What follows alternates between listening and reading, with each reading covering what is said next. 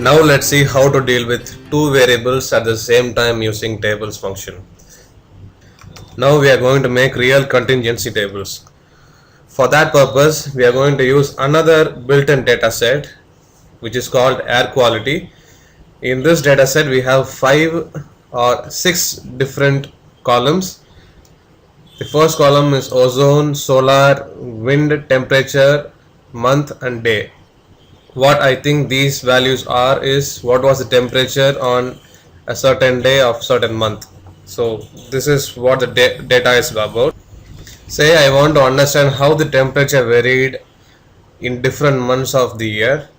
I can use the table function.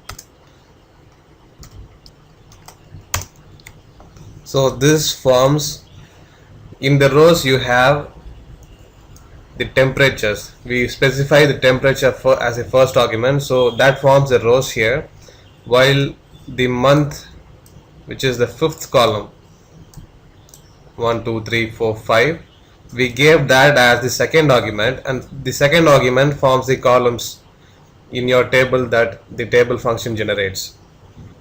But this, however, is not directly consumable because you have all the temperatures written in each row, which is difficult to understand. So I would like to have ranges rather than temperatures.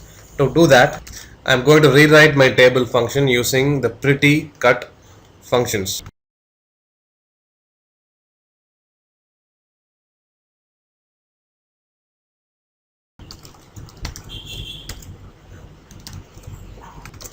So I have replaced the temperature field into range or ranges.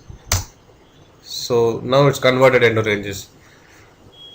So 50 to 60, in the month of 5 there are 8 values. 60 to 70, 16 values in 5th month, 2 values in 6th month, so on.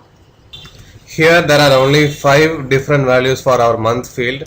In case you had a variable where there are many multiple values for your variable, you could do something similar to what I have done in the first variable on your second variable too.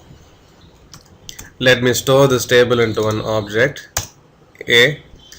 There is a function to convert this table into a probability table. So the command for that is prop.table of A will give you a probability matrix, which means the sum of all these values within this table should add up to 1.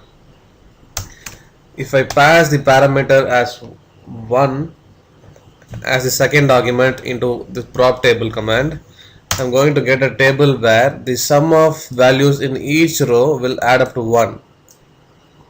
Right?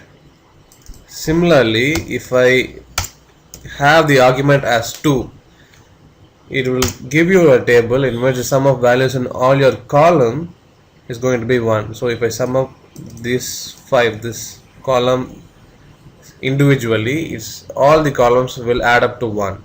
So 1 for row, 2 for column. This is what you have to remember. Actually, you don't even have to remember, you just can call up help and this is going to give you what it exactly means. Thanks for watching this video. If you have any questions, please let me know.